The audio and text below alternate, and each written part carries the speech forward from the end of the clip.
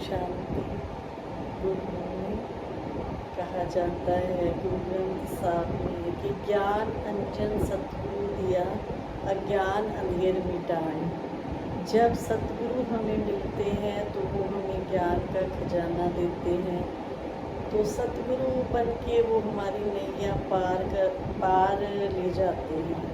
तो आज जो परम पिता परमात्मा के महावाक्य थे वो थे कि कैसे हमारे परम पिता परमात्मा हमारे साथ 3 संबंध बहुत ही अच्छे रीति से निभाते हैं।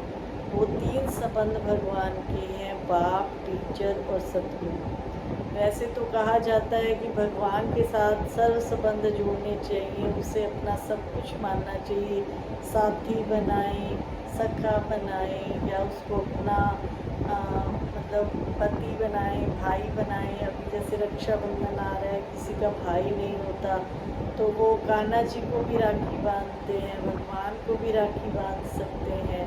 शिव और मेन जो है परम पिता परमात्मा कहा जाता है। तो परम पिता परमात्मा के साथ हमारे 3 रिश्ते हैं, बाप, टीचर और सतगुरु के रूप में वो हमें साथ ले जाते हैं।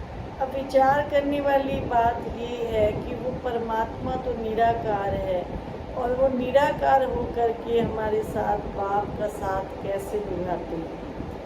कईयों के अनुभव सुने हैं कि हमारा पिता नहीं था और हमने शिव बाबा को अपना पिता माना, तो वो हमारा पिता बन के करके जो है हमारे सब काम कर रहे हैं, हमें पता ही नहीं चला।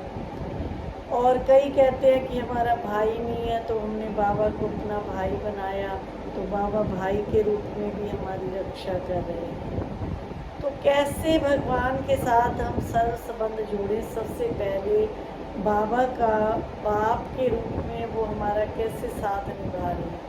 अभी जो समय चल रहा है, आत्मा और परमात्मा के मिलन का समय चल रहा है। अभी परम पिता परमात्मा हमारे साथ हमारे पिता बन के वो हमारा साथ कैसे निभा रहे हैं। पिता के रूप में वो हमें अपने गुण और शक्तियाँ सारी दे देते हैं। जितनी भी बाबा के पास गुण और शक्तियाँ हैं, बाबा को सागर से तुलना की है, भगवान को सागर से तुलना की है, तो वो अपने बच्चों को भी वैसा बना देते हैं। बाबा शांति के सागर हैं, प्रेम के सागर हैं, आनंद के सागर हैं, सुख के सागर हैं, जीवन नैया को पार ले जाने वाले हैं, नर से नारायण बनाने वाले हैं और हमें तीसरा नेत्र प्रदान करते हैं। तो कितने सारे खजाने बाबा ने हमको दे दिए। जैसे होता है ना कि बच्चे का अपने पिता की प्रॉपर्टी पे हक होता है, तो ऐसे बाप के रूप में उसने सबको एक जैसे खजाने बांट दिए। लेकिन लेने वाले की झोली अपनी अपनी है। कोई तो क्या लेते हैं, सिर्फ भोग लेते हैं, कोई मटका भर लेते हैं, कोई अपने घर के सारे बर्तन ही भर लेते हैं और कई क्या करते हैं, बाबा के समान नदी। बाबा तो सागर है लेकिन ज्ञान नदी रूप में बन के सबको ज्ञान बांटते हैं। तो जो मटके में लेते होंगे वो सिर्फ एक बूंद अपने तक की, हाँ आज सुनना है, बाबा ने ये सुनाया, बस इतना ही बूंद। और कई जो है बाल्टी भर के ले आते हैं। बाल्टी माना कुछ जो बाबा ने 4 पेज के महावाक्य होते हैं परम पिता परमात्मा के, तो वो पूरा ही जैसे उसमें से कुछ मेन बातें जो है अपनी बुद्धि में भर लेते हैं। और नदी क्या करती है, नदी तो अपना बहती रहती है और सबको ज्ञान गंगा सुनाती रहती है।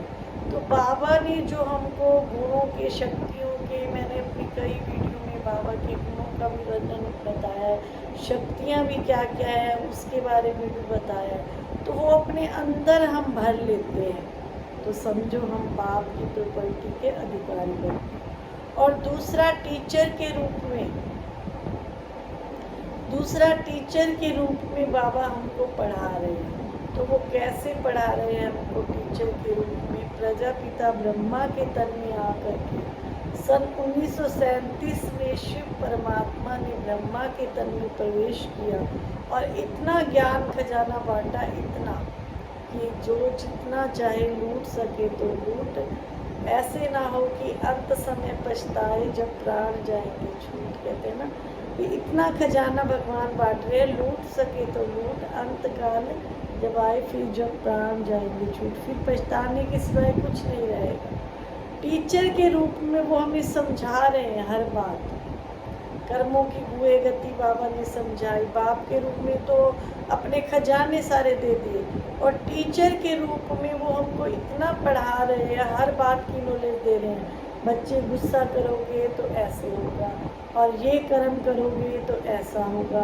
तो जैसे टीचर बच्चे को स्कूल में समझाता है ना, ऐसे स्टडी करो, ऐसे करो, तो ऐसे बाबा हमको मुरली के द्वारा रोज़ समझाते हैं कि बच्चे ऐसे ऐसे चलो, ये कर्म कर।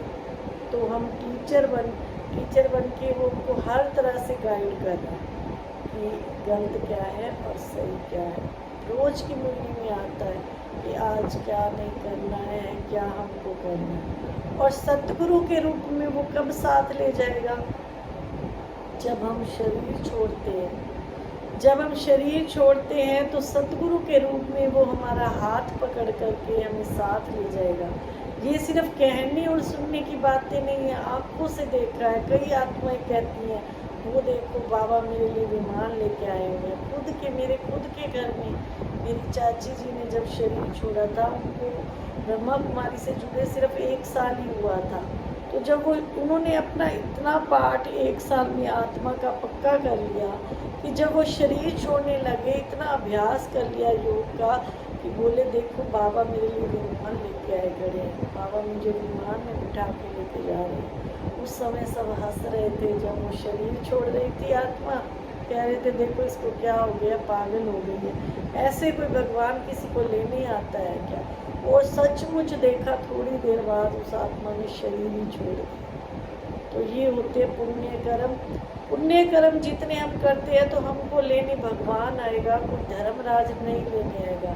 धर्मराज में तो आत्माएं डर रही होती हैं और चिल्ला रही होती है, कहीं तो टांगे मारते हैं। मतलब जब हमारा अंत समय आता है तो भगवान हमको अपनी पूरी स्टोरी जो है दिखा रहे होते हैं कि हे मनुष्य आत्मा, तुम्हें ये कर्म किए। अब देखते हैं ना, कई आत्माएं हॉस्पिटल में इतने टाइम से बेहोश पड़ी होती हैं, कभी रोने लग जाती हैं, कभी हंसने लग जाती है। तो वो क्या है?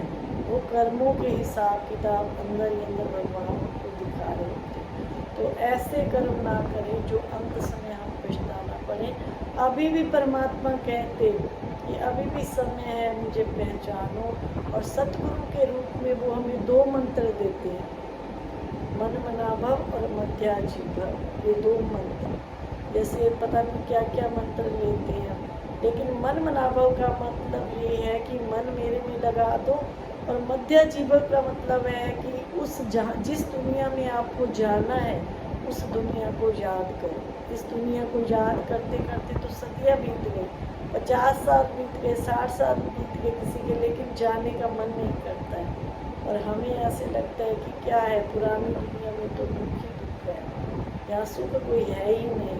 तो ऐसे परमात्मा बाप टीचर सतगुरु के रूप में हमारा साथ निभा रहे हैं। तो अभी भी पहचानो, जिसने भी भगवान को नहीं पहचाना है तो उसको पहचान करके अपना सारा कुछ आप ले सकते।